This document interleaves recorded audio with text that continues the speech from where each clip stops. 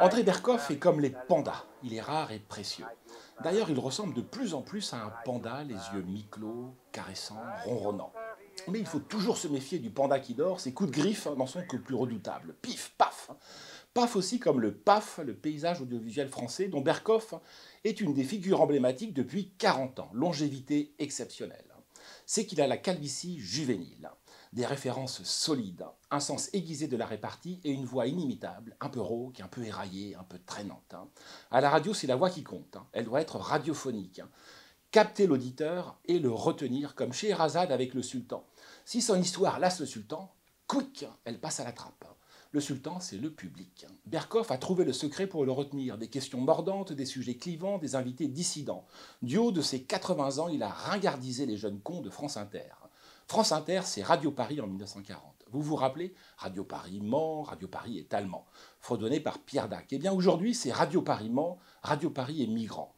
Mais la résistance s'organise contre le bunker géant de la maison de la radio depuis les studios de Sud Radio qui ne sont pas loin à portée de tir. Sud Radio, c'est Radio Londres. Et la voix de Radio Londres, c'est Berkoff dans tous ses états. Né en 1940, année charnière, décidément, il est toujours actif en 2022. La retraite, très peu pour lui. Il laisse ça aux collabos de la maison de la radio. Lui ne connaît que l'offensive. André Berkoff, bonjour. Bonjour François Bousquet. Dites André Berkoff, vous avez à votre droite le journal Éléments. Je me permets de vous en parler. Pourquoi? Parce que c'est les portraits d'éléments dans l'émission à laquelle vous participez. Et je crois que vous avez fait un entretien avec Gérard Depardieu. En tout cas, vous l'avez côtoyé dans une autre vie. Je l'ai rencontré, je l'ai côtoyé, c'est pas un ami, c'est pas une relation, mais je l'ai côtoyé au cours d'entretiens, je l'ai rencontré dans quelques lieux, disons, arrosés. Et puis ce que j'aime beaucoup chez lui, et comment ne pas aimer Falstaff. C'est Falstaff. Bon, il a été aussi, effectivement, les valseuses, où il était presque fluet à ce moment-là.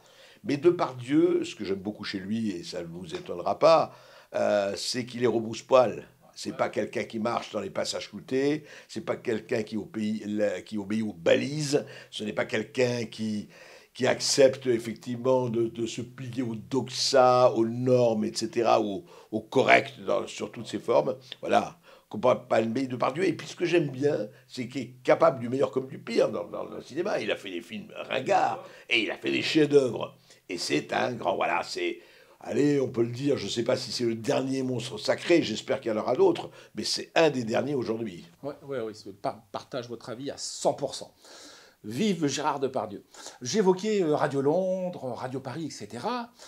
Pourquoi vous travaillez, vous, Berkoff, à Sud Radio et non pas à France Inter? Est-ce que parce que le service public aujourd'hui n'administre que des sévices publics, Ah, écoutez, je vais vous dire, moi, j'aurais tellement aimé travailler à France Inter, la radio de la liberté d'expression la plus totale, qui permet la diversité formidable. Moi, ce qui me frappe dans le service public, non mais en dehors de tout, soyons un tout petit peu, c'est qu'on dit, voilà, le service public, il y a 25 millions d'ouvriers français qui payent la redevance. La télévision, radio, etc. 137 ou 139 euros, c'est déjà pas mal.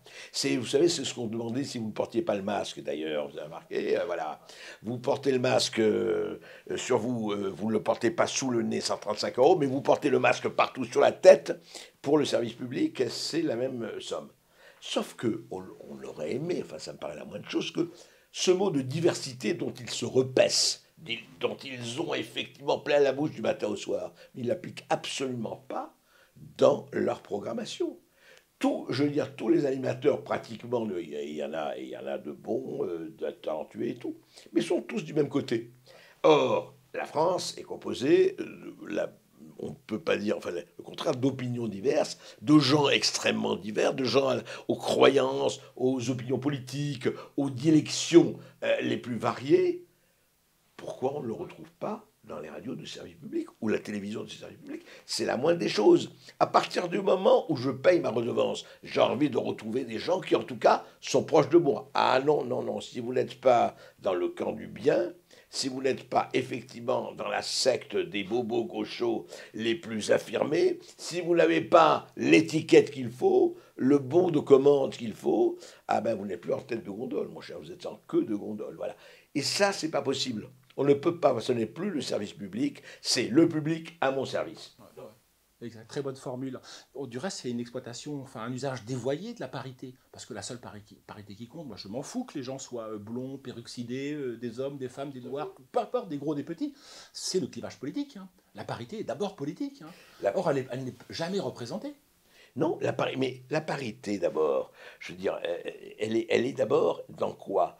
Qu'est-ce que c'est que la liberté d'expression? Voltaire l'a dit beaucoup mieux que moi, beaucoup mieux que nous, hein. Je me battrai jusqu'à la mort, puissiez vous exprimer, même si je ne suis absolument pas d'accord avec vous. Bon, là, on a l'impression quand même qu'il y a une espèce de, voilà, vous qui entrez ici, laissez toute espérance de bon sens, de logique, de raison, etc. Non, non, non, non, vous n'êtes pas dans la conformité orwellienne de la novlangue, eh bien alors sortez. Il y a un vrai problème. Donc voilà, à Sud Radio, très sincèrement, je peux vous le dire, en tout cas jusqu'ici, j'espère que ça durera, mais jusqu'ici, j'ai une liberté totale de choisir mes invités, mes thèmes et de dire ce que j'ai envie de dire. Après, Sud Radio, et mon émission n'est qu'une émission parmi d'autres, et Sud Radio n'est qu'une radio parmi des dizaines d'autres. Moi, ce que je demande simplement, c'est que tout le monde puisse s'exprimer de la manière la plus totale possible. Et on les écoute. Je ne suis pas là pour venir faire la vedette avec mes invités. Je suis là pour les écouter parce qu'ils ont des choses à dire et surtout parce qu'ils savent ce dont ils parlent. Et moi, ce qui est insupportable dans le ronron de ce qu'on appelle le service public, c'est que on est effectivement dans une espèce de... Oui, c'est la secte. C'est, je dirais, c'est la secte de l'ordre... comment je dirais, du temple linéaire, c'est même pas solaire, c'est linéaire. Il y a la ligne du parti, la ligne juste, et sinon dehors. Ouais, la reproduction des mêmes par les mêmes en permanence, hein. Absolument. Comment vous expliquez, parce qu'on va en parler, vous êtes dans le journalisme depuis un bail, hein. Ah oui, Est-ce que un vous n'avez pas- demi-siècle au ouais, moins. un demi-siècle de journalisme, depuis le Liban jusqu'ici.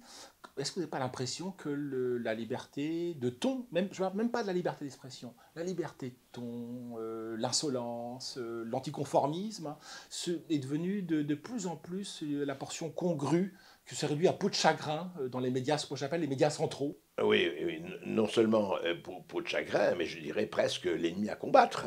C'est le pire. Enfin, la France a toujours été connue, en tout cas depuis les libelles, hein, bien avant même les philosophes de la Renaissance. Enfin, je rappelle ce quatrain, un vent de fronde s'est levé ce matin, je crois qu'il gronde contre le Mazarin. Bon, la fronde, c'est pas quand même un phénomène nouveau, bien. Et d'ailleurs, on a parlé des Gaulois frondeurs et des Gaulois réfractaires, hein, un certain président. Mais qu'est-ce qui se passe? C'est que moi, si je compare, honnêtement, puisque ça ne me rajeunit pas, mais parlons-en, les journaux des années 60 sous De Gaulle, 60-70, avec la presse écrite d'aujourd'hui, mais il y a un monde. Je me rappelle d'Harakiri. Je me rappelle du Charlie Hebdo d'avant, je me rappelle même du Câlin enchaîné d'avant. Enfin, il y avait une espèce d'anarchisme joyeux, fort, qui n'épargnait personne, les femmes, les hommes, les handicapés, tout le monde y passait. Et on n'avait pas peur d'y passer, ce n'était pas... Écoutez, moi je me rappelle, et je peux vous le raconter quand même, c'est Harakiri, un jour, Darty, vous savez, Darty, vient voir Choron, le professeur Choron, qui était l'un des fondateurs d'Harakiri. Le merveilleux Choron. Le merveilleux Choron, et il lui dit Choron, faites-nous une publicité pour Darty, j'adore. Il dit, mais vous savez, nous, on est bêtes et méchants, ça va être de très mauvais goût. Non, on s'en fout, faites, je veux même pas le voir. Et pareil, j'ai le collector, pareil, 2 pages, en disant, si vous trouvez moins cher que chez Darty, Monsieur Darty vous offre le champagne, Madame Darty vous fait une pipe. Je vous dis pas Mais rien, il n'y a pas eu de truc. Et la famille Darty a payé? Et la famille Darty, écoutez, je ne sais pas si elle a payé, mais elle n'a pas fait de procès, rien. Ils n'avaient pas peur de cela, et personne ne faisait des procès. Il y avait des choses incroyables sur les religions, toutes les religions, etc. Déjà ça, si vous voulez, ce côté, je dirais presque nihiliste au bon sens du terme, anarchiste au bon sens du terme.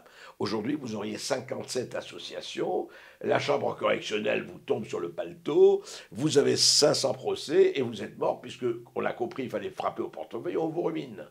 Donc voilà, c'est ça aussi, si vous voulez, qui a... je dirais, en tout cas, disparu, c'est rétréci, et aujourd'hui, effectivement, qu'il reste un Gaspard Proust ou une Blanche Gardin. Il y en a un ou deux qu'on considère, d'ailleurs qu'on garde comme des trésors nationaux. On se dit, ce sont les derniers, là, hein, c'est des chefs-d'œuvre en péril du patrimoine. Mais enfin, la France, s'il n'y avait pas ce côté panache, ce côté irrévérencieux, ce côté frondeur, dans tous les sens du terme, c'est quoi? Et là, effectivement, c'est une portion congrue pour des tas de raisons qu'on pourra évoquer, mais c'est vrai que ça s'est réduit.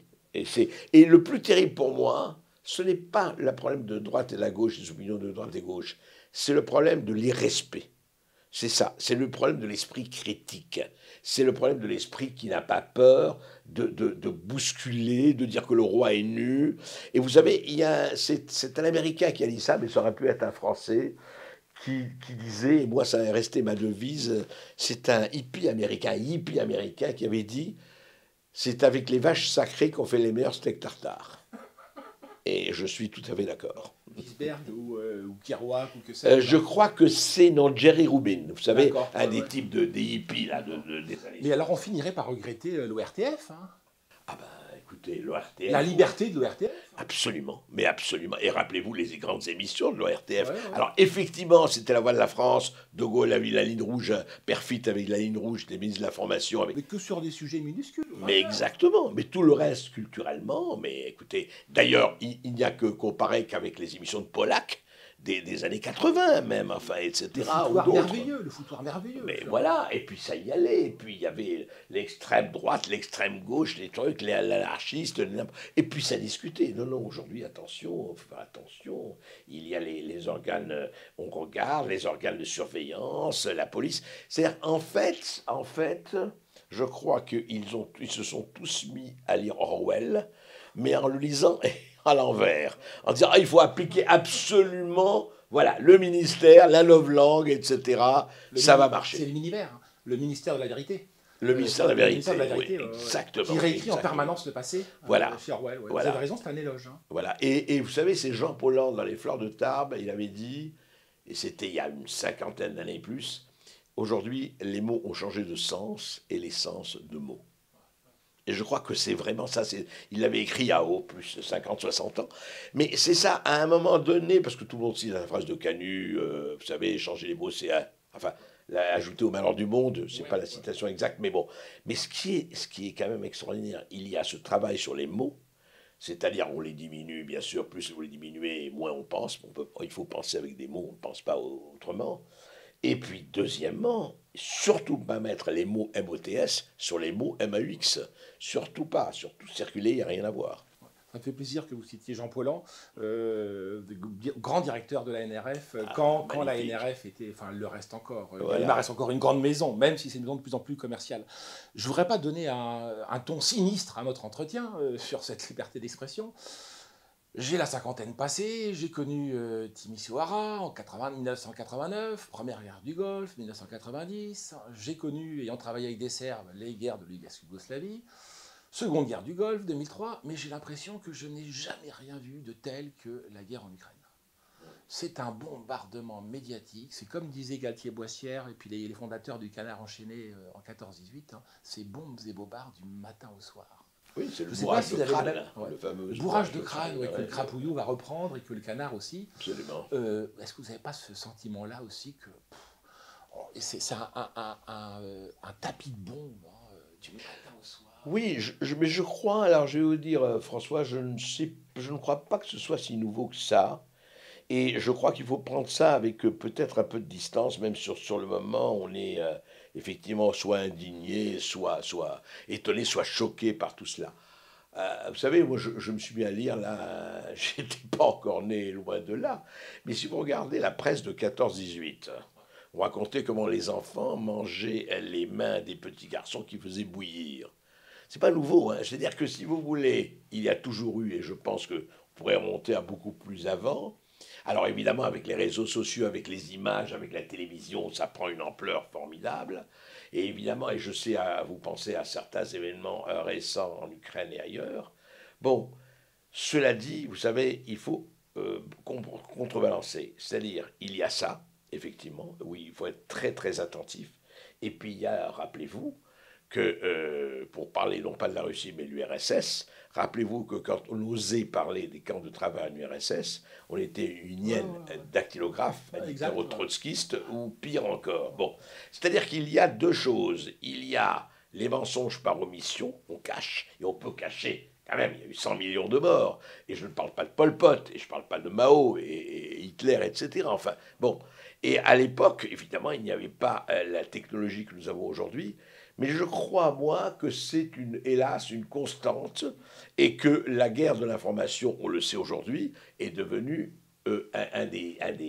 comment dirais-je, un des vecteurs essentiels de la guerre, de toute guerre.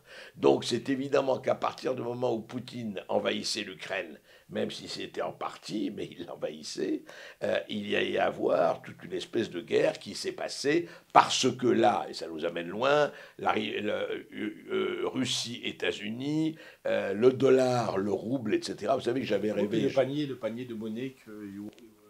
J'avais rêvé, je reviens juste à quelque chose de plus léger, mais faisons quelques pauses comme ça, amusantes. J'avais rêvé un jour, mais ce n'est pas pour demain, que les Russes et les Américains allaient s'entendre et allaient créer une monnaie commune. Et l'alliance du rouble et du dollar donnait le roublard. Vous imaginez? J'exige d'être payé en roublard. Ça aurait été intéressant. Fermons la parenthèse. Non, sur le fond, oui, bien sûr. Sur le fond, vous savez, là, c'est pour ça qu'il faut être, encore une fois, esprit critique. Il faut être extrêmement attentif. Mais vous savez, je ne sais pas qui me disait, c'était qu'on parlait de la malbouffe. Mais il y a les toxines intellectuelles, il y a les toxines mentales, il y a les toxines informationnelles. On les bombardait de cela, mais c'est en permanence. Je ne crois pas qu'il y a que là, et je pense que là, nous sommes effectivement... Il y avait préalablement le Covid, il y a quantité d'autres choses. Je veux dire, voilà. Simplement, là, il y a un effet, il y a une caisse de résonance médiatique. Les réseaux sociaux jouent leur rôle dans les phénomènes viraux. Donc, on a un tout petit peu... Et vous avez raison de rappeler 14-18, on peut remonter même à Napoléon, qui était le grand génie de la communication de la guerre. Et 14-18, si je pense à 14-18, c'est qu'on évoquait le canard enchaîné, mais aussi, moi j'ai en tête, pour des raisons familiales, de tradition familiale, chacun sa tradition familiale, c'était le crapouillot à la maison. Oui, bien sûr. Et le crapouillot a été fondé par un type, moi je trouve, qui n'est pas, avec lequel vous avez quelques ressemblances. Hein. C'est Galtier Boissière, qui était quelqu'un qui n'était pas de droite, pas de gauche, qui était un vrai libertaire. Et qui faisait signer systématiquement les meilleures plumes, hein, de l'extrême gauche à l'extrême droite. Hein. Et le crapouillot est né dans les tranchées pour dénoncer précisément ces bobards de guerre. C'est ça. Et puis c'est lui qui a écrit, je crois, Tradition de la trahison chez les maréchaux. Oui, exact. Oui, exact. C'est ça. Il a écrit ça, après, je pense qu'après 44. Hein. Après l'épuration, je pense. Ouais. Et alors, je vais vous dire, puisque vous parlez du crapouillot, parlons-en. Moi, j'ai aussi un collector, et effectivement, j'étais, vous voyez, c'est né bien avant moi, mais je lisais le crapouillot déjà très jeune, et je me rappelle quand même qu'en 71 ou 72, le crapouillot publie l'annuaire complet des titulaires de la Francisque de Pétain. Complet, avec Et alors, on parle de l'omerta, on parle de... Or, il y avait évidemment un certain nombre de gens qu'on connaît. Je crois qu'il y avait le père de Giscard et son oncle, et puis il y avait évidemment François Mitterrand, avec Gabriel Janté, ses parrains. Bon. Ce qui est extraordinaire, c'est que François Mitterrand venait de prendre la direction du Parti socialiste, hein, je veux dire de l'ancienne SFIO. Pas un mot jusqu'à Pierre Péan en 95 ou 94. L'omerta fonctionnait admirablement. Et là aussi, vous voyez, malgré les réseaux, tout ça, alors aujourd'hui, l'omerta s'est transformé en quoi? Allez, j'allais dire en ex-merda, c'est-à-dire en bombardement absolu de tous les étrons médiatiques qui peuvent sortir, et le bon Dieu reconnaîtra les siens. Et nous, si on fait attention. Vous vous reconnaissez dans cette tradition d'irrévérence, hein? Ah oui, totalement. Enfin, moi, vous savez, j'ai toujours eu, comment vous dire, moi, je ne me suis jamais reconnu, et pourtant, j'avais un père qui, au départ, était très pro-communiste, bolchevique, etc. Vous m'en parlez. Je pensais que vous étiez un russe blanc. Non. Enfin, mon père, en tout cas, était, je me rappelle, mais ils ne connaissaient plus le russe, ils avaient quitté bien avant, mais mon père lisait, je me rappelle, des revues, enfin, très proches, des communistes, tout ça. Et puis un jour, il a dit non, c'est fini. Il a dit c'est fini après le rapport Khrouchtchev. Vous voyez, après la mort de Sergei Khrouchtchev, là, il a complètement rompu. Et moi, je n'ai jamais pu, pour vous dire, adhérer à un parti parce que avoir la ligne juste, quel qu'il soit, à droite ou à gauche, obéir à une ligne parce que le parti a décrété que c'est ça, et quelque chose qui est au-dessus de mes forces, ou au-dessous. En tout cas, pour parler de l'irrévérence, ça me paraît extrêmement important. Vous savez, c'était Salvador Dali qui disait, au début de la vie, il faut à un moment donné donner à la société un terrible coup de pied à la jambe droite. Et je crois que c'est un beau mot d'ordre. Certains le donneront à la jambe gauche. Hein. Ou à la jambe gauche, Moi, oui. depuis que je vous suis, c'est-à-dire fin des années 80, je pense, début des années 90, hein, d'abord sur la 5, hein, donc ça, oui, ça nous rajeunit, Ah, oui. mais vous aussi, ensuite sur France 3, à l'époque sûrement Exact. FR3, certainement. C'est ça, français si vous parliez. Ouais, voilà, ouais. Et c'est là où je veux en venir. Moi, depuis que je vous connais, et pourtant vous aviez à mes yeux mauvaise réputation. Puisque Bon. proche de, alors j'en reparlerai après, de Attali, Ouais. etc., de Ouais. Mitterrand, on va en parler après. Ouais. Mais d'emblée, sans aucune flatterie, moi, vous m'avez séduit. Pourquoi? Parce que d'emblée, vous êtes adressé aux Français. Toutes vos émissions, et on se rend compte que Berkov, dans tous ces états, ne sort pas de nulle part. Ça fait 30 ans que vous avez choisi de vous adresser aux Français, de parler aux Français. Votre émission s'appelait Français si vous parliez. Exact. Est-ce que c'est ça qui vous intéresse depuis 30 ou 40 ans, d'être un peu une chambre d'écho? La chambre d'écho d'aujourd'hui, des gens qu'on appelle aujourd'hui les invisibles, la France périphérique, que sais-je, Oui, hein. oui. Et les gens, les fantômes sociaux, en fait. Hein. Oui, oui, mais pas seulement eux. Alors je vais vous dire, tout à fait, mes chambres d'écho, je dois dire, surtout, allez, haut-parleurs des mutations, haut-parleurs au sens littéral du terme. C'est-à-dire, ce qui m'a toujours intéressé, mais vraiment, François, merci de le dire, parce que c'est vrai, c'est ça, ça m'a toujours passionné les mutations de la société. Comment les sociétés changent, comment elles mutent, comment elles existent, et par tous les moyens. C'est-à-dire, il y a le biais sociologique et le biais économique, mais il y a surtout le biais existentiel. La vie des gens, quels qu'ils soient, quel que soit leur statut, petit, grand, etc., m'a toujours Voilà, on passionné. s'en fout de ça. Ouais, ouais. Ah, vraiment, Ouais, ouais. on s'en fout. Je m'en fous complètement du statut des gens. J'ai jamais fréquenté des gens ou leur statut ou leur importance, etc. Mais ça m'a passionné. Et puis, corrélativement à ça, c'est ce côté comment ça bouge, comment ça mute, comment ça bascule. Et donc, les instruments, c'est aussi bien la psychologie que la politique, que la musique, que la sexualité, que énormément de choses. Enfin, l'urbanisme, etc. Par exemple, j'ai été très proche, non pas, je n'ai jamais adhéré, mais des situationnistes. Parce que les situationnistes, justement, au moment, par exemple, où tout le monde s'extasiait, je me rappelle, j'avais 20 ans, 25 ans, sur la révolution culturelle et Mao, les premiers, pourtant ils se situaient à gauche, hein, presque la gauche, presque marxiste, ils ont dénoncé la révolution culturelle comme étant le choc de deux bureaucraties, tout aussi lamentable et tout aussi féroce, la maoïste et celle de Lin Piao. C'est-à-dire qu'il y avait, vous voyez, ce n'est jamais tout blanc, tout noir. Voyez, et moi, ce qui m'intéresse, par exemple, c'est que, encore une fois, pour vous donner un autre exemple, moi, j'aime bien que les gens se retrouvent, et même s'ils sont très loin, autour d'un même objectif.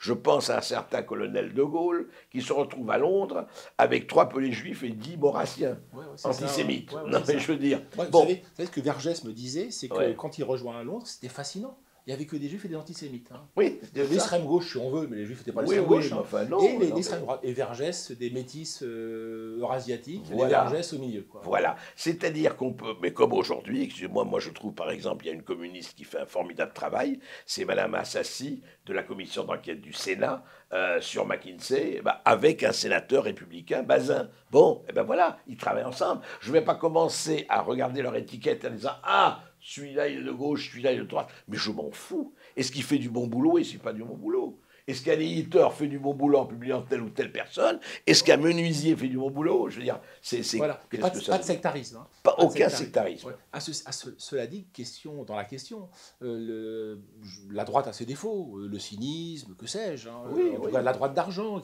par exemple. Hein. Mais la gauche a le monopole du sectarisme en ce moment.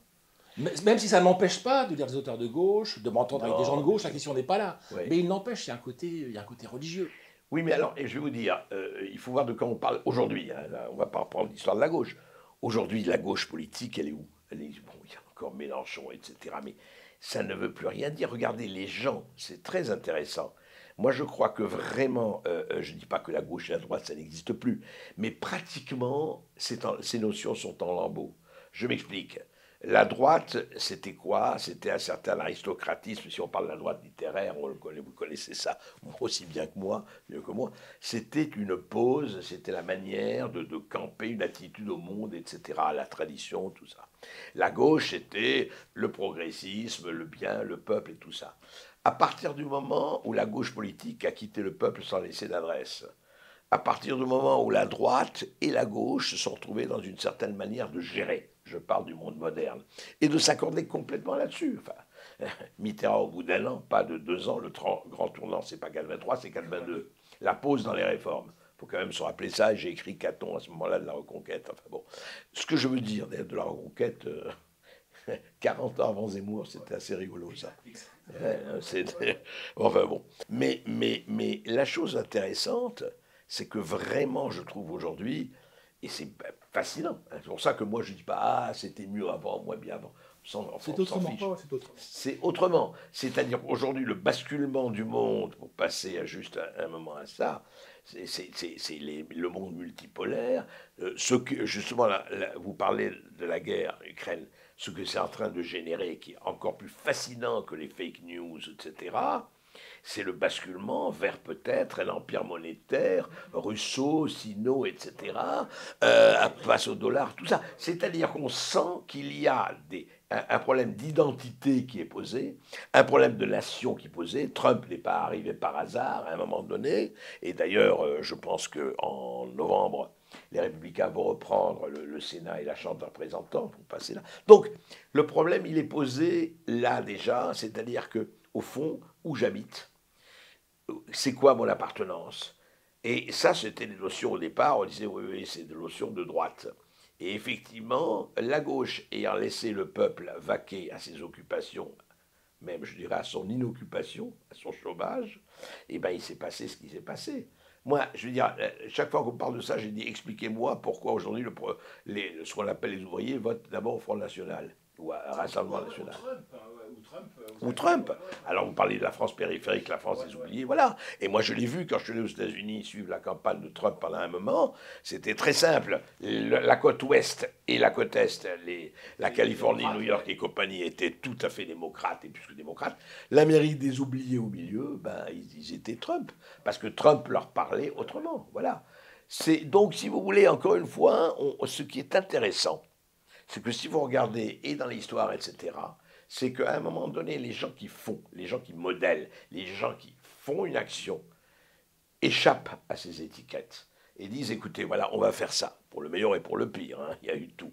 Mais échappent à ces étiquettes, après on essaie de les rattraper, on essaie d'en faire un fonds de commerce, mais la vérité, attendez, moi je sais pas, ce mur il est de gauche ou de droite, le soleil est de gauche ou de droite. Non, pragmatisme. Ouais, pragmatisme. Pour autant, est-ce que on ne se débarrasse pas d'une paire d'étiquettes pour une nouvelle paire d'étiquettes? Si je vous dis ça, c'est qu'en effet, le clivage droite-gauche est en train de se brouiller. Et là, on évoque Marine Le Pen en France, Trump aux États-Unis. On pourrait faire la même chose avec Johnson ou Salvini en Italie. Enfin, la même chose. Est-ce qu'il y a de nouvelles étiquettes qui se mettent en place, hein? Et ce serait une de mes questions d'ailleurs. Populiste versus élitisme. Ou comme dirait le politologue Sainte-Marie, les élitaires contre les populaires. Hein, la France élitaire, etc. Oui. Et si je vous dis ça, c'est parce que moi je reviens à Français, si vous parliez, à vos premières émissions, je ne veux pas dire de bêtises, mais je pense que c'est les premières émissions grand public de Percoff. Hein. Tout à fait. Est-ce qu'elles n'étaient pas, et dans ma part c'est tout sauf une injure, hein, est-ce qu'elles n'étaient pas d'emblée populistes, hein?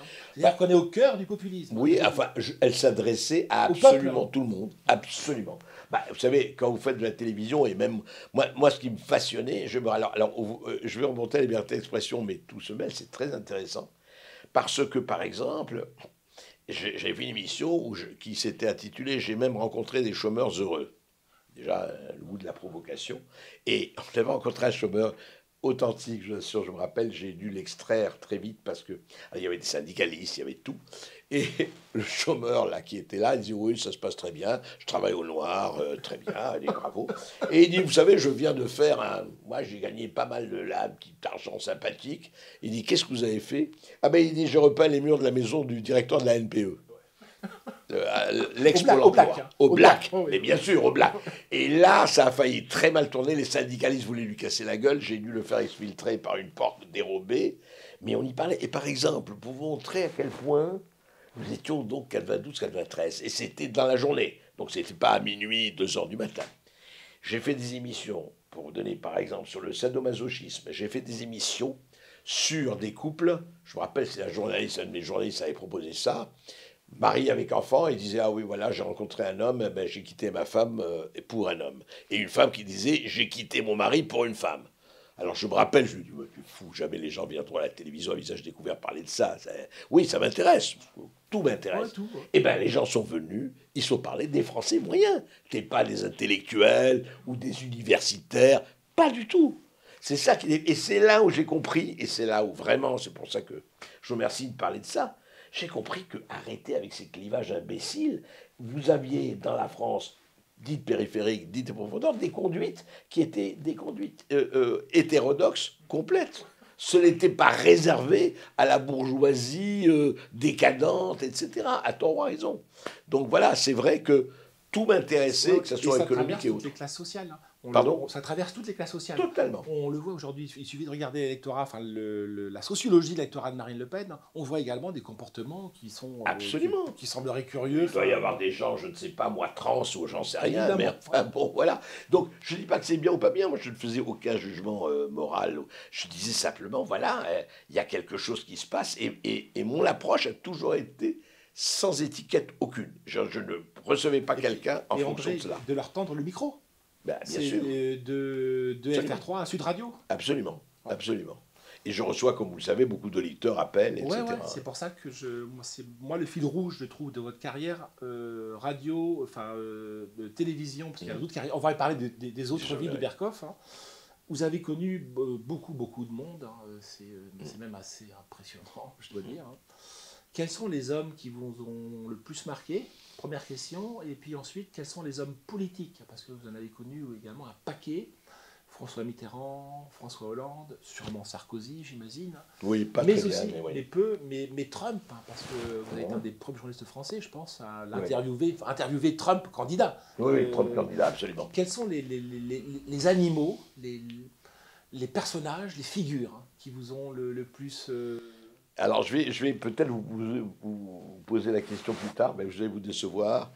Ce qui m'ont le plus impressionné sont les livres. J'ai été beaucoup plus, moi, ma vie a été beaucoup plus sculptée, je dirais, en tout cas mes convictions, par les livres que par les hommes. Non pas, j'ai rencontré des hommes extrêmement intéressants, des hommes et des femmes tout à fait passionnants, mais je dois dire vraiment, de ce point de vue, après je pourrais vous en parler, mais j'ai été toujours moins touché, je suis moins sorti d'entretien avec quelqu'un en disant oui c'est passionnant, et j'ai eu des gens vraiment passionnants, que la rencontre de livres. Pour moi vraiment mon alpha et mon oméga, c'est depuis l'âge de 14 ans, ça a été les livres. C'est-à-dire ce qui m'a formé. C'est toujours embarrassant ce genre de questions. Moi, si on me demande, c'est Nietzsche et Céline qui ont changé ma vie. Je veux dire, à 20 ans. Oui. Vous, c'est plutôt 14 ans, c'est les livres de lettres, hein. Alors moi, Est-ce qu'il y a des livres qui... Oui, alors je vais vous dire, moi c'est l'autre côté de la barricade, mais c'était Prévert. Les paroles de Prévert, c'était Sartre, les romans de Sartre, enfin pas le côté philosophique, le côté romanesque, Malraux, etc. Voilà. Et aussi, alors très vite, 18 ans, 19 ans, Laclos, les grands du XVIIIe siècle, les grands de la Renaissance, des Lumières. Et aussi, alors vous voyez là, les grands écrivains dits de droite, parce que je trouve, je suis extrêmement amoureux du style. Et Paul Morand, bon ben voilà, je veux dire, pour ne citer que lui, mais il y en a beaucoup d'autres, les Roger Nimier, les Chardonne, ce qui est formidable, c'est que, vous savez, c'est drôle. Quand je lis un livre comme ça, je suis comme un aficionado devant un toréador. Quand il a fait la bonne cape, je dis olé, quoi. C'est formidable. Quand vous avez quelqu'un qui a... vous lisez un paragraphe. Voilà, voilà. Et je dois dire, alors, l'art, j'ai été aussi critique d'art, j'adore l'art, etc. Enfin, il y a beaucoup d'autres choses, mais si vous voulez, ce qui m'a formé. Donc, pour revenir à votre question, oui, j'ai rencontré, mais vous voyez, par exemple, que ce soit François Mitterrand, grand conteur, tout ça, mais j'ai jamais été Mitterrandolâtre. Il était passionnant, brillant, Bah, vous avez etc. des gens en commun à la littérature, hein. Absolument, Ouais. oui, c'est vrai. C'est vrai que c'est quelqu'un qui était capable de réciter par cœur un certain nombre de Alors qu'on ne poètes, peut pas tout en dire ça. autant de François Hollande, hein, Non, non, non, c'était... que vous avez également connu. Tout à fait. Non, très sympathique, François Hollande. On passait un dîner, on rigolait. Honnêtement, on m'aurait dit qu'il serait un jour président de la République, j'aurais éclaté de rire, quoi. Mais bon, un type tout à fait sympathique, j'en tue, mais voilà, quoi. C'est-à-dire, mais encore une fois, alors j'ai rencontré ici, il y a des gens qui m'avaient, encore une fois, ben, sur le plan personnel, c'est les Fidel Castro que j'ai rencontrés à la Havane. Je parle des années 66-67. J'avais fait un voyage à la Havane. À l'époque, on pensait que c'était une guerre d'Espagne réussie. On pensait que c'était la révolution avec la salsa. C'était pas tout à fait ça, c'est le moins que l'on puisse dire. Mais personnage. C'est vrai que c'est un personnage. Alors, là aussi, qui j'ai rencontré, je vais vous dire, je peux vous parler de certains écrivains, Moravia. Par Ouais, exemple, ouais, à ouais. 20 ans, j'étais Alberto. allé interviewer Alberto Moravia, type étonnant. Il y en a, oui, mais comment vous dire, c'est vrai que quand je vous dis ça, c'est que c'est vrai que ce sont les livres Ouais, qui compris, m'ont plus compris. formé. Et Voilà. même un type comme Trump, hein, voir le showman d'exception, voir la bête de scène, Alors, ébouriffé, mais, ébouriffant, alors, il est, les alors cheveux en justement, non, pétard passionnant. orangé, que Pas du, sais-je. alors, non, non, peroxydé, Ouais, très bien ouais, rangé. ouais. Et attention, alors en interview, j'étais le seul qui l'avait Et interviewé, ouais, ouais. il est très C'était pratique, pour très VA, pour pragmatique. Valeurs Actuelles, hein. C'était pour Valeurs Valeurs Actuelles, Actuelles, ouais, ouais, absolument, ouais. absolument. J'avais obtenu par une amie commune de voir, parce que il voulait pas recevoir, il était occupé par la campagne, il voulait pas recevoir de journalistes étrangers. Et moi, il m'a reçu. Mais ce qui m'a frappé, justement, on me parlait de ça, c'est qu'il m'a reçu comme si je venais de l'Ohio, du Cincinnati. C'est-à-dire qu'il n'avait rien à faire. Il ne parlait pas pour le public européen. Il n'avait strictement rien à battre de cela. Donc il m'a parlé. Et je me rappelle très bien que il m'a reçu. D'abord, je ne savais pas. Il m'a dit oui, mais il te recevra 20 minutes. J'ai dit attends, Paris-New York, 20 minutes, ça va quoi. Je veux dire, c'est sympathique. Je suis à Trump Tower. Et puis au bout de 20 minutes, sa secrétaire rentre. Il dit Monsieur Trump, hein, oui, je pense. Et je lui dis comment je peux le retenir parce que et on est resté 1 heure. Vous savez pourquoi? Je lui ai parlé du Bataclan. Et c'était, je l'ai vu 6 mois. Attendez, je ne vous dis pas de bêtises. 3 mois après le Bataclan. C'était 3 ou 4 mois après le Bataclan. Et là, il se rassied. Et là, on parle. Il me parle de la France. Il me dit, mais qu'est-ce qui se passe en France? Je ne comprends pas. Moi, j'adore. Je lui dis souvent à Paris, j'adore la France, mais vous ne vous battez plus. Enfin, il me dit, mais comment? Il dit, mais il n'y avait personne avec des armes Ouais, je me pour rappelle je laisser. me Vous vous rappelle qu'il rappelez? avait relevé ça. Ah oui, et d'ailleurs, à ce moment-là, il me sort un revolver de son bureau. Il me dit, ouais, si j'étais au Bataclan, peut-être j'aurais été tué, mais moi, je voyais les mecs en train de... Tout de suite, j'aurais tué, j'aurais tiré sur la, enfin, appuyé sur la gâchette. Je dis, mais qu'est-ce qui vous êtes devenu quoi, pacifiste? Il dit, mais un pays sans frontières, c'est un pays qui n'existe plus, vous ne vous battez plus, vous ne battez plus rien. Donc on est resté une demi-heure, je me rappelle, ça l'avait frappé cette histoire. Ouais, ouais, je me rappelle, parce que Ouais. je l'avais lu, ça m'avait frappé sur la question de l'autodéfense, hein. Et, la Et moralité, c'est qu'il y a une énergie dans le peuple américain. ouais, très fort. Et Euh, puis il y a les westerns, il y a tout ouais, ça. Enfin, ouais, bon. après, il y a toute la mythologie. Mais et puis il était, je vous dis, il avait ce côté extrêmement pratique. Pratique, très très pratique. Et puis il parlait bon sens. Il parlait aux Américains comme ils avaient envie qu'on leur parle. Voilà. Ouais. Il y a un autre homme qui aurait peut-être pu faire un Trump français. Moi, j'en suis moins conditionnel que vous, c'est Tapi, mais vous l'avez beaucoup aimé. Pourquoi? Parce que je suis petit bourgeois, fils de Rugis Quincaillier. Mon père a acheté des lots de piles Wonder pourris à Tapi, et il n'a jamais été remboursé. Du coup, ma rage contre Tapi remonte à 30 Non, ans. c'est vrai. Elle est célinienne. C'est Mais il vrai. avait un côté Trump, Tapi. Il avait un côté Trump, mais il n'avait pas ce que. Il lui manquait il lui manquait trois choses qui avaient Trump. D'abord, il n'avait pas la fortune de Trump. Parce que Tapi a pu être riche, mais ça n'avait rien à voir. Mais surtout, surtout, surtout, c'est que Trump s'appuyait, comment vous dire, sur une espèce de formidable euh, de bon sens. C'est-à-dire que ce qu'il pouvait faire en Amérique ne peut pas se faire en France. En France, vous avez besoin des réseaux. Mitterrand l'avait très très bien compris. Il avait tissé en 40, 50 ans des myriades de réseaux qu'il faisait concurrencer ou marcher ensemble. Tapi, lui, n'avait pas de réseau. Il avait sa famille, Ouais, ok. et C'est un c'est homme tout. seul, hein. C'est tout. C'était un homme seul. Or, en France, vous ne pouvez pas réussir avec un homme seul. Et donc, quand ils ont compris qu'ils voulaient la marine de Marseille et peut-être plus, si affinité, ils se sont ligués contre lui et ils l'ont liquidé. Je veux dire, après, il s'est battu comme un fou. Donc, Tapi avait quand même, effectivement, une immense popularité. Il avait, il était, je veux dire, il était aimé parce qu'il avait ce côté, vous savez, non, ce qui est intéressant, les Frenchies avec lui, comme je parle exprès à l'américaine, ils rêvaient de cette réussite. Le fils du chauffagiste de la Courneuve qui arrive et qui est ceci, cela, et Mitterrand, il aimait bien ce côté un peu voyou, tout ça, etc. Et ce qu'il a tué, c'est qu'il l'a pris comme ministre. Il n'aurait pas été ministre, il a encore Adidas. Il n'était pas fait, si vous voulez. Il est rentré dans la fosse au lion. Pas dans la fosse au lion. Voilà. Ouais. Il est rentré vêtu de, peut-être pas de probité candide, mais de lin blanc, en tout cas. Et donc, il était mort, là. Et vous n'avez jamais eu envie de rentrer dans la fosse, hein? Je veux dire, de faire de la politique, hein? Oui, non. Très sincèrement, non. Pour une raison très simple, je crois. C'est le côté mot d'ordre. C'est-à-dire, je sais, parce qu'il fallait passer par un parti à ce moment-là, et je me dis, alors quelqu'un va me dire, oui, attention, il faut que tu dises ça, par rapport à ça, il faut que tu dises ça, et peut-être je n'avais pas en tout cas le cuir assez durci, assez tanné pour dire, ah oui, d'accord, mais là, il faut que je dise ça, etc. Moi ma respiration, ça a toujours été la liberté d'expression. Et pas aboyer. Même le droit de dire des conneries, mais la liberté d'expression, absolument. Et ne pas aboyer en meute et aboyer avec la foule et hurler avec les loups. Alors là, excusez-moi, André Berkoff, je vais faire un raccourci de 40 années 80. Moi, quand je vous découvre, donc, je vous découvre entouré de quelques socialistes, de Jacques Attali. Vous collaborez à Globe, à ce qu'on appelait à l'époque l'avènement du Yéti, l'événement du jeudi, ancêtre de Marianne. Absolument, absolument. Et puis on vous retrouve dans et les puis années... l'Express, tout ça. Dimi canards. Mais là, là, ce sont des canards que j'associe, disons, globalement à la gauche caviar, ce qu'on appelle la gauche caviar. Oui, absolument. Et puis on vous retrouve 30 ans plus tard aux apéros saucisson pinard. Hein. Ça n'est pas seulement pour la rime, hein, que je dis ça. Moi, je pense qu'il n'y a pas du tout de contradiction. Ça va être de plusieurs de mes questions. J'ai le sentiment que vous êtes surtout un libertaire, hein, et Riposte laïque avec qui vous avez fait le saucisson pinard, c'est des gens qui viennent de la gauche, même qui viennent de l'extrême gauche. Il y avait les identitaires aussi. Et il y avait également les identitaires, qui ne viennent pas de l'extrême gauche. Hein. Oui.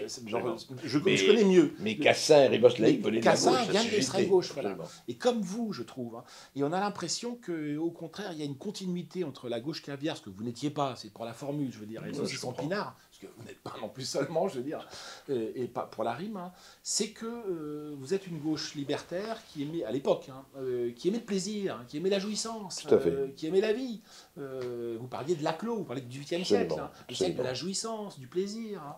Et tout d'un coup, ils sont devenus pudibonds, ils sont devenus chiants à mort. Ah, ils sont devenus chiants, ils sont devenus curés au mauvais sens du terme. C'est vraiment ça. Non, mais vous avez raison, parce que ce que vous dites, François, c'est au fond ce qui a toujours guidé ma vie, à part les livres, mais même avec les livres, c'était effectivement la joie de vivre, l'art de vivre. J'ai toujours aimé la bonne chère, S-H-A-I-R, et la bonne chère, C-H-E-R-E. Cet art de vivre à la française, les vins, la manière de... toute cette espèce d'art comme ça, et puis l'esprit. J'avais aimé, mais comme tout le monde, ce n'est pas une originalité, le souper de Briseville, Talleyrand Fouché, etc. Quelle merveille, oui, il faut avoir formidable. Formidable. Bon, et c'est à voir, absolument. Le vice appuyé sur les bras du crime. Voilà, exactement. On avait dit ça d'ailleurs un jour, je me rappelle, je ne sais plus qui a dit ça un jour, il y avait un déjeuner, Harry Vergès et Roland Dumas. Il dit voilà le vice appuyé sur le crime. Il y avait un bon mot sur Dumas également, et Badinter, vous savez, de Mitterrand pour le droit, j'ai Badinter et j'ai le tordu, alors que Roland Dumas, c'était une fille. Il est toujours en vie. Il est toujours en vie. Il va avoir 100 ans. 100 ans, il est incroyable. Mais j'ai déjeuné avec lui il y a 3 mois, il est formidable, il est encore. Il fait un bras d'honneur à tout le monde. Hein. Oui, et puis c'est un jouisseur aussi. C'est un... Vous savez, moi j'aimais bien ce côté libertin, au sens pas au sens imbécile qu'on donne aujourd'hui du sexe, je sais pas quoi. Non, libertin au sens effectivement de la liberté. Et c'est vrai que j'étais très les Crémillon fils et tout ça, mais aussi par exemple Roger Vaillant. Qui était communiste, mais était un communiste libertaire aussi. Vous voyez, que les hussards à droite adoraient. Absolument. Mais vous savez, il a écrit un livre formidable qu'il faudrait vraiment rééditer. Et il était communiste de la singularité d'être français. C'est un livre formidable sur l'identité française, écrit par Vaillant, qui a paru dans la collection il y a 50, 60 ans même, peut-être. Non. Et voilà, et il montrait l'identité française, comme peut le montrer effectivement quelqu'un de l'autre côté de la rive, donc de l'autre côté du fleuve. Donc voilà, si vous voulez, et encore une fois, merci de me le dire, parce que effectivement, je dirais que la ligne, ou les lignes, etc., elles sont autour de ça. C'est Chris Marker qui disait l'humour, c'est la politesse du désespoir. Et moi, je crois que justement, parce qu'on est mortel, la vie doit l'emporter. Et la vie n'a pas d'étiquette. La vie, on ne peut pas enfermer. Et je crois que le côté mortifère dont vous parlez vient de là. C'est-à-dire qu'à partir du moment où on se réfugie dans son... Je crois que c'est Vaillant disait, attendez, oui, c'est ça. Je crois que Vaillant disait un assassin, un assassin et sans réserve dans son crime, un imbécile dans son imbécilité, un pervers dans sa perversion. Seul l'homme d'esprit garde ses distances. Voilà, moi c'est très important pour moi de garder ses distances. Et même de penser contre soi à des moments, ne pas hésiter, bah, on s'est trompé, on a déconné, on a déconné. Et alors, ça n'a rien de... À partir du moment où on n'a pas provoqué la mort de millions d'hommes, ou même de milliers, ou même d'un seul homme ou femme, Ouais, ça va. j'ai envie de dire qu'il n'y a pas de mort. Ouais. Du calme, les gars. Ouais. Alors, je ne veux pas revenir aux étiquettes, hein. Mais bon, parfois elles nous facilitent la tâche pour se faire comprendre, hein. Je veux pas dire que le plaisir est passé à droite, mais si je vous dis ça, c'est qu'il y a un type qui a remplacé Finkielkraut, un peu technique, qui est lui très à gauche, hein, Michael Fossel, mais qui est vraiment un super cerveau, je trouve. Oui. Et il vient de sortir Quartier Rouge, Le plaisir et la gauche, hein, qui est un livre qui montre, avec les dons d'intelligence de Michael Fossel. Qui est toujours directeur de Sciences Po, en fait. Toujours, Il vient de remplacer, il l'a remplacé il y a 2 à 3 ans. C'est marrant du reste, parce que Finky est beaucoup plus à droite, que lui beaucoup plus à gauche. oui, oui, bien sûr. Mais il a remplacé la chaire de Finkielkraut au D'accord. Collège de France, hein. D'accord. Très jeune, la quarantaine, hein, le gars. Ouais. Il est intellectuellement bluffant. Et là, il vient de faire une histoire sur la manière dont la gauche a déserté le plaisir, hein. Elle s'est enfermée vrai. dans le wokisme, elle s'est enfermée dans la religion, elle s'est enfermée dans la dénonciation. Donc, Mais je crois qu'il y a toujours eu à gauche, elle a toujours existé, enfin, la tentation, je dirais, à la fois la tentation Fouquier-Tinville et la tentation, comment il s'appelle, le célèbre inquisiteur espagnol. Torquemada, Voilà. Torquemada. Voilà. Ouais. Je crois que Torquemada et Fouquier-Tinville se sont paxés et ont copulé et a donné une certaine gauche. Voilà. Je crois qu'il non, mais il y a ça. C'est-à-dire qu'il y a un côté. Mais quand j'ai dit curé, catho au mauvais sens du terme, c'est-à-dire un côté, voilà, et comme étaient effectivement certains, les religieux à un moment donné, c'est-à-dire hors c'est hors de l'Église, point de salut, hors du ciel, eux c'est hors de Marx, point de salut, ou c'était hors de la lutte des classes, point de salut, etc., etc. Et ça vient effectivement au grand massacreur du siècle. C'est-à-dire que moi, c'est là où vraiment j'ai pris mes distances, parce que je pouvais dire, ah oui, le bien est là, le mal est ça, on se dit tout à un moment donné. Mais quand on voit qu'au long du bien, on arrive à massacrer des masses entières, en étant persuadé de son bon droit, je veux dire, c'est formidable. Voilà. Aujourd'hui, on n'a plus Pol Pot, mais on a des Pol Pot de chambre, j'allais dire, pour faire un mauvais jeu de mots, hein. Mais non, mais c'est ça. Je veux dire, on ne peut pas accepter ça, et c'est vrai.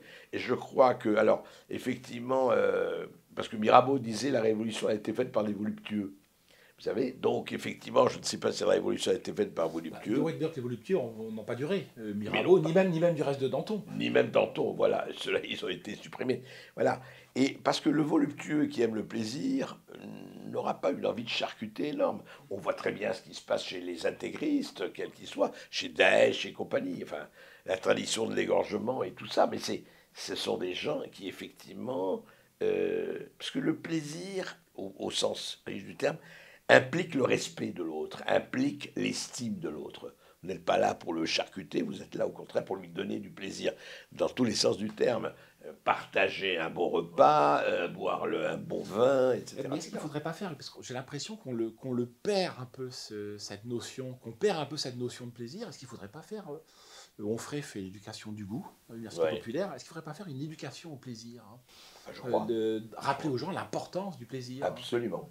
Je crois que ce serait un bon livre à faire, ça, effectivement. Non, mais c'est vrai.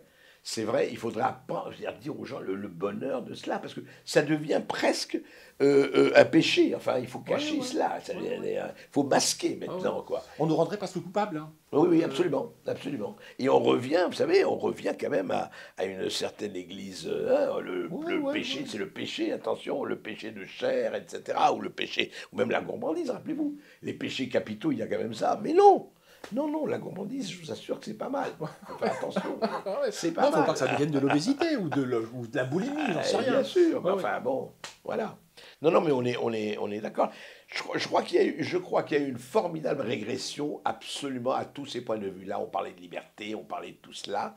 Je crois que c'est venu ensemble. Je crois que comme par hasard, il y a eu, et je crois que le fond du problème, si on creuse, c'est que vous avez la volonté, et là on est au cœur, je crois, de la division qui pour moi me paraît la plus intéressante, à la fois dramatique, tragique et intéressante, parce que chaque période a son combat, mais la période d'aujourd'hui, c'est que vous avez chez un certain nombre de gens une volonté de normaliser, de rationaliser, vraiment de dire ça, c'est-à-dire, écoutez, vaquez à vos occupations, on va vous laisser manger, on ne va pas vous laisser mourir de faim, on va vous donner de quoi s'acheter, ce qu'il faut pour consommer, et puis on fabrique des produits, donc vive la consommation. mais ne nous emmerdez pas, c'est nous qui savons mieux que vous ce qui est bon pour vous. Alors quand vous avez 2 ans ou 3 ans, c'est normal. Puis à 20 ans, peut-être que vous avez envie de choisir un peu la vie que vous voulez. Eh bien, je crois qu'il y a aujourd'hui, tant sur le plan médical que chimique, qu'implantaire, etc., et vous savez de qui je veux parler, de la davocratie à la gâtocratie, en passant par... il y a des gens qui se disent, mais je crois que c'est pas du tout un complot. On dit, c'est pas des gens qui se réunissent à Bilderberg et compagnie. Non, je crois qu'ils pensent sincèrement, et c'est peut-être encore plus tragique, mais il faut le savoir. Ils le font du bien. Oui. On retombe sur les totalitarismes du Absolument. 20e. Hein. Le totaliste d'aujourd'hui, voilà, il a compris, il n'y a plus besoin que la Gestapo sonne à votre porte à 6h du matin. Non, on va faire ça soft. Mais vous l'avez dit, il suffit d'apprendre aux gens à intérioriser les comportements qui sont prescrits. Voilà. Et il y a un auteur moderne qu'il faut lire, qui vient de paraître, qui s'appelle Étienne La Boétie, le traité de la servitude volontaire. 1571 quand même. Je veux dire, si vous relisez ça, donc c'est-à-dire que simplement ce potentiel est là. La Boétie l'a très bien montré, mieux que personne, mais il n'y a qu'à réactiver. Et aujourd'hui, avec les instruments, donc la peur, Covid, management par la peur, c'est formidable, ça sert toujours et c'est bon et on va continuer. Vous allez voir quand l'Ukraine va finir, le Covid revient, attention. Il va y avoir le variant ukrainien ou le variant kirghize, c'est clair. Russe, oui, c'est vrai, oui. Il n'y a qu'eux qui vont donner ça, voilà. Donc voilà. Et là, si vous voulez, c'est vraiment un des clivages les plus importants d'aujourd'hui. C'est la rationalisation du monde, la Chine, crédit social, les bons points, les mauvais points. Si vous comportez bien, ça ira, mais attention. Et puis, parti unique. Enrichissez-vous, faites ce que vous voulez, mais surtout ne bougez pas. Il y a le parti unique. Donc, occupez pas de politique. Voilà. Donc, et le modèle chinois se présente aussi sans problème comme un modèle à suivre. Regardez, vos démocraties sont défaillantes, elles ne veulent plus rien, c'est rien, vous êtes faible, vous êtes pusillanime, vous n'êtes plus rien. Non, regardez-nous. C'est presque un modèle. Moi, je me rappelle dans Éléments, un reportage de Slobodan Despot sur la Chine et la surveillance en Chine, c'est fascinant parce qu'on était vraiment dans la SF. On avait l'impression qu'on était. C'était en 2050. Et non, mon gars, c'est là. C'est à 10 heures d'avion. Oui, mais moi je me rappelle, je suis allé en Corée du Nord. J'ai fait un reportage sur la Corée du Nord il y a 3 ans, comme ça. Je crois que c'était pour Valeurs. Mais c'était étonnant, quoi, de voir ça. Effectivement, tout était d'une propreté incroyable. C'est-à-dire qu'à côté, le Paris de Hidalgo, c'est même pas le Zimbabwe, quoi. Enfin, c'est bon. Mais en même temps, effectivement, bien surveillé, bien. voilà, bien encadré, pauvre, très pauvre. Mais c'était tout près de Pékin. Alors Pékin, c'était la rutilance, c'était quand même l'abondance. Et vous passez en 1 heure d'avion de Pékin à Pyongyang, c'est très La différent. pénurie, mais avec un contrôle social sûrement plus sévère. Mais le contrôle social, on l'a en Chine, hein. Et le Absolument. Covid nous a montré que, en effet, on était, nous aussi, Alors, sensibles. voilà, est-ce qu'il n'y a pas beaucoup de gens qui aujourd'hui, encore une fois, que ce soit en France, en Amérique ou ailleurs, se disent c'est quand même c'est pas mal. Et puis heureusement, vous avez d'autres gens, et on l'a vu aussi avec le Covid, qui disent ça va pas du tout, on ne doit pas laisser faire. Ça, de Raoult comment il s'appelle, à Malone, en passant par Kennedy Jr. et compagnie. Donc, heureusement, la lutte est toujours là entre ceux qui disent, écoutez, il y a l'autonomie, il y a la liberté, il y a peut-être la Et marge de manœuvre ou pas. dites, André, comment vous faites sur Sud Radio? Parce que Sud Radio, alors savoir de ma part, il y a des antennes partout en France, hein. Non, pas Non, partout. ouais. Donc moi, Non. moi, je vous regarde sur YouTube, Sur hein. YouTube, absolument. Or, YouTube, se pose un problème, hein, parce que Je c'est sais. le grand remplacement, bon, avec Quick, hein, mais le Covid, c'est encore pire, hein. C'est vrai. Non, alors, je veux dire, il y a des algorithmes, disent-ils, donc il faut évidemment, sur les vaccins, là, c'est un peu compliqué. Alors, on a eu des censures, et puis ils vous disent, vous savez, au bout de 2, 3 fois, si vous êtes ça, ils vous suppriment, quoi, les avertissements. Jusqu'à présent, on a eu des avertissements, mais bon, alors on fait attention sur cette terre. Il y a un problème, oui, parce que YouTube est privé et comme on n'arrive pas à créer notre propre YouTube, c'est tout le problème. Le problème que vous posez, c'est qu'il faut qu'il y ait, mais ça demande des moyens, mais il y a des plateformes alternatives. Alors, c'est très long à monter. J'ai vu que récemment Elon Musk, mais alors là c'est les libertariens qui avaient pris le contrôle en partie de Twitter, disaient Oui, qu'il a fait un sondage, hein, en oui, ligne, hein, et puis les oui, retours sont oui, oui, il y a une censure sur Twitter, hein. ouais, ouais. On va Et vous à avez faire. Elon Musk qui est devenu le principal actionnaire, ce qui risque de changer pas mal Ouais, de ça risque de choses. changer des choses. Que lui, c'est un Ah oui, parce que libertarien lui, vraiment, ah ouais, ouais, vraiment à pur et l'américaine, hein. dur. Ouais, ouais. Ouais, ouais. Il n'y a absolument aucun filtre, aucune censure, hein. Je fais un rétropédalage parce que Oui, moi je trouve que on vous parlait du clivage, de la normalisation, du lissage qui est très important. Mais moi, je reviens à Sartre, en fait, presque, hein, oui, à votre auteur de jeunesse, hein, mais qui a été un peu le mien aussi. C'est que la vie, c'est une aventure, hein. La liberté, c'est une aventure, hein. Or, absolument. ça fait peur, hein. Le Oui, plaisir est une aventure, ça fait oui, peur, hein. oui, Et si je vous dis ça, c'est qu'on a parlé des situationnistes. Alors moi, je ne sais pas quelle est votre relation avec les situationnistes, mais c'est des gens foutrement intéressants. tout à fait. De bord, un peu de tout vampirisé, mais il y a aussi un Belge, hein, alors il y a de tout chez les, mais il y a Raoul Vaneigem, hein, Que je connais bien. que vous connaissez bien. Oui, Moi, que j'ai exact. croisé une fois dans une foire du livre à Bruxelles, hein, l'auteur du traité de savoir-vivre à l'usage des jeunes générations, qui a préfacé, sauf erreur de ma part, un de vos bouquins, ou je dis une bêtise, ou, enfin, Oui, non, mais peut-être. peut-être. Non, en tout cas, j'ai édité le livre Vous des l'avez édité, plaisirs. parce que vous avez été J'ai éditeur, édité vous Vaneigem, avez été absolument. éditeur, hein. Absolument. Euh, Dans plusieurs maisons, mais ouais, enfin, ouais. j'ai édité le livre des plaisirs, le livre de Vaneigem, Et oui. parlez-nous de cet animal, Van Degen, parce que le bouquin a été un succès monstre, mais vraiment monstre, le bouquin de Van Degen. En fait, c'est un livre générationnel. Je veux dire, Bien sûr. il n'y en a pas, Bien sûr. tant que ça, hein. Lui, c'est vraiment l'homme de plaisir, hein. Total. Alors lui, c'est vraiment le jouisseur Le dans sa jouisseur, hein. splendeur. Absolument. Lui, c'est Rabelais, quoi. Ouais, ouais. C'est Rabelais. L'homme qui est contre les C'est religions, l'homme tout à fait. qui a fait plein de travaux du reste là-dessus. Ouais. Tout à fait, le Rabelais qui adore l'alcool. Quand on se retrouvait, moi j'allais le voir chaque mois, là. J'ai perdu de vue la vérité complètement, j'espère qu'il est encore en vie, je ne sais pas, j'ai pas de nouvelles de lui. Mais je me rappelle très bien qu'on se voyait assez souvent, il venait à Paris, j'allais à Bruxelles, oui, je l'ai bien connu, Raoul. C'est un type formidable, en plus très agréable, parce que vous avez des conversations sur tout, il avait une culture incroyable, enfin une très belle culture. Et on se retrouvait à aller manger des tartes au fromage en buvant de la mort subite, hein, la célèbre bière belge, je me rappelle. Et Bonjour la voilà. digestion. Hein. Bonjour la digestion. Ouais, ouais, non, je sais. Mais vous savez, il faut prendre des risques dans la vie, hein. Et donc, non, et c'est quelqu'un, voilà, qui était, vous savez, pour la vie. C'était pas un idéologue, enfin, Debord était plus idéologue, plus doctrinaire, hein, mais passionnant aussi. Enfin, Debord, je n'ai pas du tout connu. Mais lui, c'était quelqu'un que j'ai beaucoup, beaucoup côtoyé, avec qui on s'est vu pendant quelques années.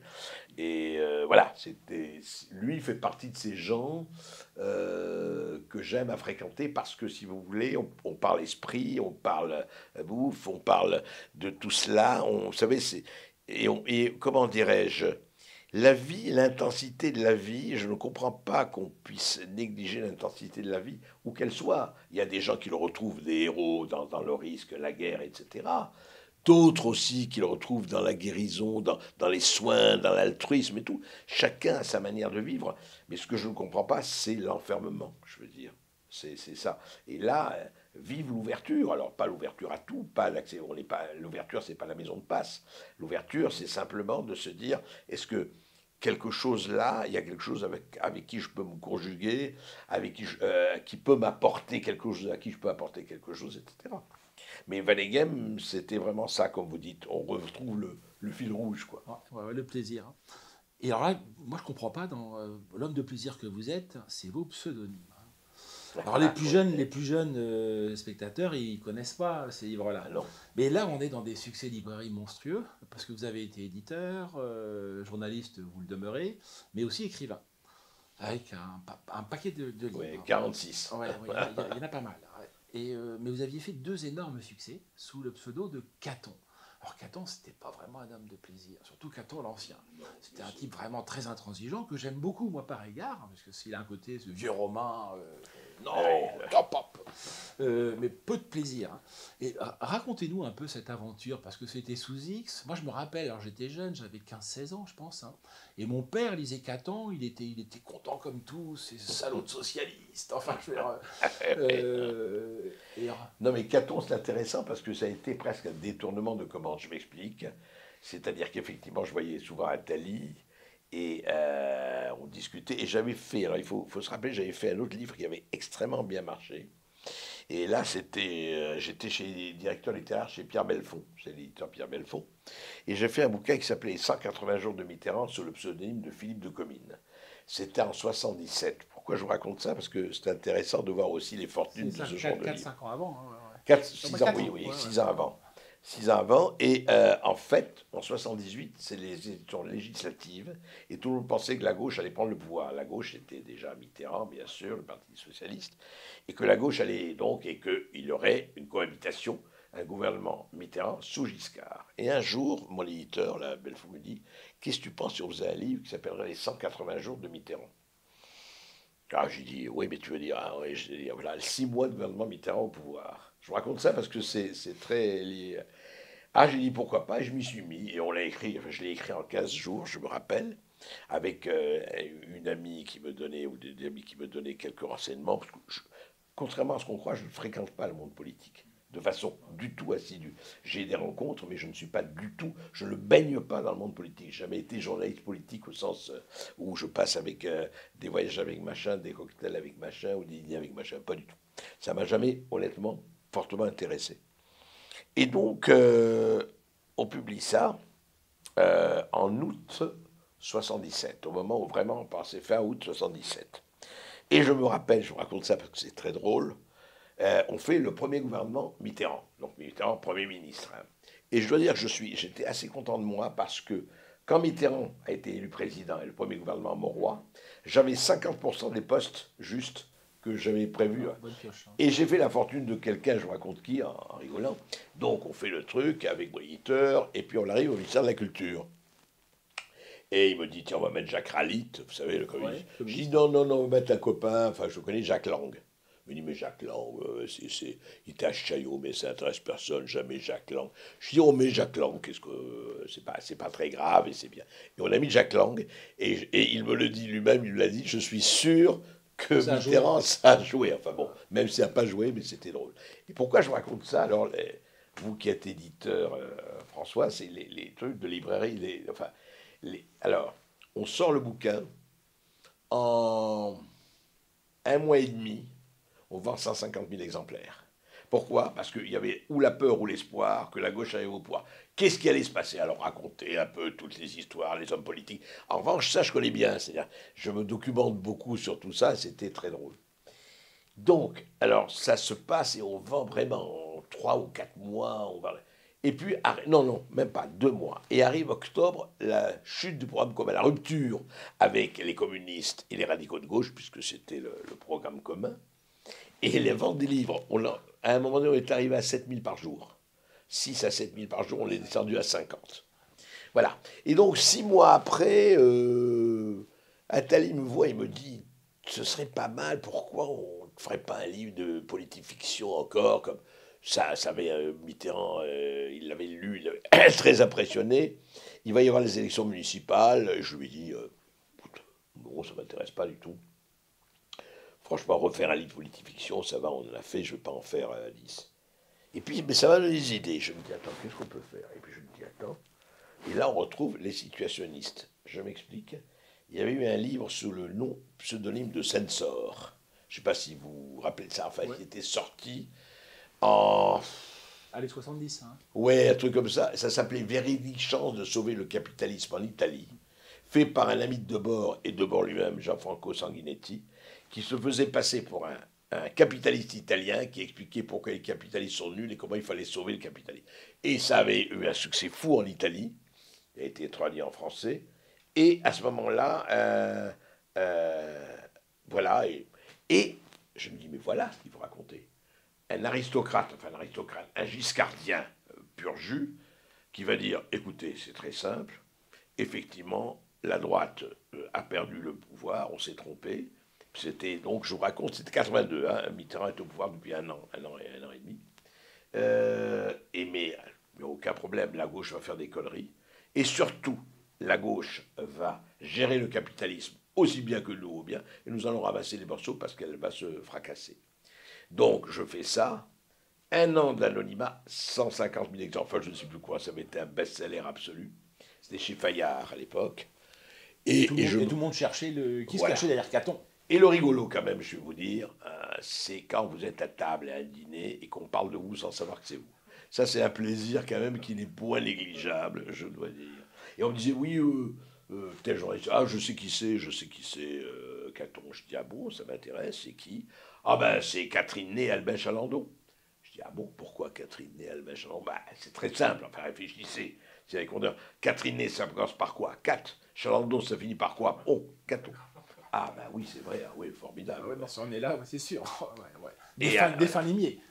Très drôle. Et alors, le dernier sketch, c'était après, au bout d'un an, il y avait des gens qui commençaient un truc, on dit, bon, on va sortir. Et je suis sorti chez Pivot, à Apostrophe. Donc, c'était fin 423, début 424. Je me rappelle très bien. Et je me rappelle parce que j'allais dîner chez Lip et Pivot, tous les vendredis soirs, allait dîner chez Lip. Tu veux que je vois? Il me dit, ah, comment ça va? Il me dit, tu sais, je reçois Caton. Ah, je dis, c'est bien. Mais je ne sais pas combien ils sont, tu comprends? Est-ce que je dois mettre 2 chaises, 3 chaises? Je ne sais pas. Si c'est un collectif, si c'est un truc. Je lui dis, écoute, si c'est les compagnons de la chanson, mets 7 chaises, on ne sait jamais, tu vois. Et quand il m'a vu, il me dit, ah non, c'est pas possible, c'est pas possible. Il était comme ça. Non, ça a marché, Enfin, ça a marché du feu de Dieu. Mais pourquoi ça a marché? Ça a marché parce que je disais, et là franchement je ne croyais pas être aussi prophétique, que la gauche allait endosser les habits de la droite. Alors évidemment, les 60 heures, la peine de mort, etc. Mais quand même, c'est-à-dire que tout... Rappelez-vous, Mitterrand qui disait, si quelqu'un ose frayer avec le capitalisme, eh bien si quelqu'un ose frayer le capitalisme, il ne mérite pas le nom de socialiste. Après, l'économie il y a marchait. eu un aggiornamento fantastique en 82, comme vous le rappelez. Ouais. Total, avec la pause des réformes. C'est pas 423 le grand tournant, Ouais. c'est 82. Et puis voilà, ils ont découvert l'escalier de service, les cuillères en or, etc. Et on connaît la suite. Et ils sont devenus de parfaits capitalistes. Hein. Et oui, comme disait d'ailleurs, ils ont remplacé la lutte des classes par la lutte des places. Quoi, et voilà, enfin bon, il s'est passé tout ça. Et aujourd'hui, c'est pour ça, ça revient à ce que vous disiez, pourquoi la gauche, tout le monde le voit. C'est un secret de Polichinelle depuis déjà 20 ans. Donc, alors, cher André, cette émission touche à sa fin. Une dernière question qui pour moi est la plus importante. Vous êtes né au Liban, de père russe, de mère espagnole, vous m'interrompez si je dis une bêtise. Non, tout à fait. Comment devient-on français? Parce que vous êtes, pour moi, vous incarnez une des formes de la France. Hein. Vous êtes un pur produit de l'assimilation, je trouve. Est-ce que vous le confirmez? Et est-ce que vous n'êtes pas un des derniers mohicans de cette assimilation qui a longtemps prévalu? Oui. Alors j'espère que pas, mais c'est vrai, et je le revendique pour une raison très simple. Alors, je crois que c'est important de remonter à, juste et rapidement, Ben, pourquoi la France? Parce qu'elle s'est non pas imposée, elle s'est proposée naturellement, puisque mes parents parlaient français. Enfin, je veux dire, mon père a été éduqué à la française, ma mère aussi. Donc, ma langue maternelle, c'est le français. C'était pas l'arabe, c'était pas le russe, c'était pas l'espagnol. D'ailleurs, mon père parlait très peu le russe. Alors, je parle arabe parce que j'ai vécu des années au Liban, et très bien. L'anglais aussi, c'était un pays multilingue, et ça le reste. Mais si vous voulez, j'ai grandi encore une fois dans la France. J'étais au lycée français de Beyrouth. Et je me rappelle, on lisait, on regardait, et c'est drôle comment les gens viennent. En troisième, à l'école à l'époque du brevet, j'avais un professeur qui était communiste, qui s'appelait Pierre Barberis, qui était un spécialiste de Balzac, qui a Ouais, écrit. ouais, ouais, Ça vous ouais. dit peut-être Si, quelque moi je chose. connais Barberis, je suis un fou de Balzac, j'ai croisé ce nom-là. Eh bien, Pierre Barberis était mon professeur de troisième.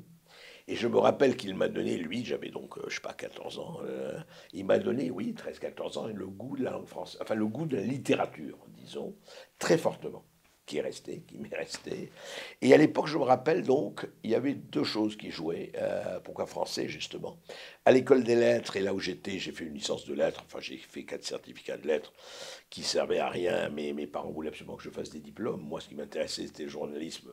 Pourquoi? Parce que écrire, parce que voyager, rencontrer. Et donc, je lisais tout ce qui me tombait sous la main. Je lisais les livres, je vous parlais de Laclos, mais La Gana de Jean Doisseau, Céline, bien sûr, Mort à crédit, puis La gifle du voyage au bout de la nuit. Enfin, là aussi, je dis, vous savez, et ça, c'est un truc, c'est vrai. Hein. Et je reviens à l'émerveillement. Quand une phrase est écrite, même en swingant, comme fait Céline, eh ben, vous êtes en admiration. C'est-à-dire que moi, c'est ça. Et puis, Barthes le dit très bien aussi, le livre est quand même la seule chose que vous pouvez reposer et partir en rêverie. C'est-à-dire, le cinéma, vous n'avez pas à interrompre le cinéma pour penser à l'image. Le livre, vous commencez à feuilleter, vous arrêtez, vous dites, tiens, il a dit ça, ouais, attends, ça me fait réfléchir à quoi? Donc, tout ça a fait, voilà, et les journaux, on recevait le lendemain l'Express, l'Observateur, je parle de l'Observateur des années 60, 64, etc. Les chanteurs. Et puis j'ai eu la chance, c'est important, j'ai commencé le journalisme au Liban à 20 ans. Et le Liban, pour les artistes, les écrivains, les chanteurs français, c'était comme Toulouse ou Marseille aujourd'hui. C'est-à-dire que quand ils faisaient une tournée, ils passaient par Beyrouth. Beyrouth était un passage, je dirais pas obligé, mais enfin pratiquement obligé. Comme ils vont à Marseille, à Bordeaux, ou à Bruxelles, voilà. Et donc, j'ai eu la chance à 20 ans d'être responsable à 22 ans du côté culturel et universitaire de Lorient, du quotidien Lorient, qui était le grand quotidien de l'époque. Je vous dis ça, François, c'est intéressant. Le Liban était un pays de 3,5 millions d'habitants et on vendait 50 000 exemplaires. Pour un pays de 3,5 millions d'habitants, on faisait vraiment l'opinion du journal français. Écrit aussi de façon formidable. Et je réarrive à ça parce qu'il n'y a pas que moi. Regardez les Égyptiens, les gens comme ça, qui écrivait un français parfait, Georges Hénin, le grand surréaliste, Georges Chéadé, Georges Hénin qui était très proche de Breton et des surréalistes, etc. Et moi, voilà, ma culture est venue de là, et j'ai dit, ben, c'est ça. Et donc, si vous voulez, absolument naturellement, quand je suis arrivé à Paris, on me dit, mais comment tu as fait, t'as adapté? Je dis, mais j'ai adapté à rien. C'est-à-dire, c'était naturel. J'ai pas du tout senti Paris comme une ville étrangère où j'allais. Non, bon, le rythme n'était pas le même, mais on vivait, si vous voulez, sur l'antenne de Paris. Et c'est là où je dis, pour finir vraiment, je dis, mais comment la France a pu rater cette extraordinaire force de la francophonie, de la culture française. Et quand je suis allé en Syrie et j'ai vu qu'ils étaient partis en 2011, laissant des milliers de Syriens sans professeurs, sans livres et sans journaux, mais quelle imbécilité, quelle connerie. On peut effectivement être contre la politique, mais on ne laisse pas une culture déracinée comme ça, quoi. Voilà, donc si vous voulez, pour moi, je dirais que c'est naturel et je ne vais pas reprendre la phrase de Gary, vous savez, je n'ai pas de goutte de sang français. Ouais, j'y pensais justement à Gary, là. Mais la France qui goûte dans mes veines. Mais comment ça se fait qu'on arrive, alors c'est le vieux con là qui parle, qu'on faisait des fabriqués, enfin on fabrique pas un Gary, je veux dire, mais qu'un Gary était rendu possible, hein. Parce qu'il y avait le prestige. Parce que la France était, moi je peux vous dire, enfin, je peux parler de ma génération, mais je pense que Gary c'était la même chose. Je pense que d'autres c'est la même chose. Je pense que même le petit Algérien ou autre, ou Panaméen, quand ils savaient la France du panache, la France de la Révolution, la France de Napoléon. Moi, je vais raconter une histoire, je raconte toujours ça. À Beyrouth, et j'avais 16 ans, passe le film de Sacha Guitry, Si Versailles m'était compté. D'accord? Ah oui, il raconte. Et je vous assure, un public libanais, hein, c'était pas un public. Il y a un moment donné, donc, il raconte tous les rois qui sont succédés. Et avant, il dit Napoléon est venu à Versailles, mais il n'a pas voulu ça. Bon. L'image de Napoléon passe. Les gens applaudissent. Les gens applaudissent Napoléon. Voilà. C'était ça. Alors peut-être qu'aujourd'hui, ça ne veut plus rien dire, c'est ringard et tout ce que vous voulez. Mais il y avait, et ça, je dirais, et ça se reste, le panache. Le panache. Et pourquoi aujourd'hui, j'ai rien un truc. Le panache, c'est quoi? C'est des gens qui disent, allez, on résiste, on fait, on y va, on fait les choses, on a que ce soit dans les arts, les lettres, etc., fait des arts. Voilà. Et je pense que cette espèce... Alors, il y a aussi les raisons économiques, que l'Amérique, évidemment, que, bon, c'est clair, on va pas aussi. Mais je pense que la France a vraiment laissé tomber, je ne sais pas si c'est sciemment ou pas, cette âme formidable qu'elle avait dans les pays où elle était, cette espèce de culture, de panache, de brillant d'esprit. Et quand vous avez des petits bureaucrates honteux, et des espèces de zombies sans culture, qui sont aujourd'hui les princes qui nous gouvernent, qui n'ont pas lu un livre ou qui ont lu des livres avec des crayons de couleur et encore, voilà, je crois que ça, François, ça a joué. Je ne dis pas que c'est la raison principale. La principale, c'est l'économie, c'est évidemment... Ouais, mais genre à l'époque du Cyrano, enfin ou même antérieur en fait. Parce qu'en fait, il fait que cristalliser quelque chose qui est déjà là, quoi. Absolument. On n'était pas la France n'était pas la première puissance économique du monde, loin de là. Il y avait l'Angleterre devant, l'Allemagne devant. Pour autant, il y avait pas lâche. Et tout ça, comme dit l'autre, faisait des bons petits Français. Non, mais vous savez, pour finir, moi je me rappelle d'un truc. Pourquoi? Alors, dans Cyrano, vous parlez de Cyrano, François, vous savez, quand il évoque, il est avec les gens, vous savez, écouter les Gascons s'écoutent la Gasconne, le fifrelin qui joue, etc. Moi, j'écoute ça, je chiale. Je n'ai rien de gascon, je n'ai jamais... Voilà. Mais j'écoute ça, je dis, waouh, c'est beau. Et je ne suis pas le seul. Donc, la France avait réussi cette chose formidable à communiquer une espèce d'émotion, mais d'émotion forte, je dirais, productrice forte, que j'ai l'impression, alors je ne sais pas si c'est perdu ou pas, j'espère que pas. Non, on va la ressusciter. Mais absolument. Merci André.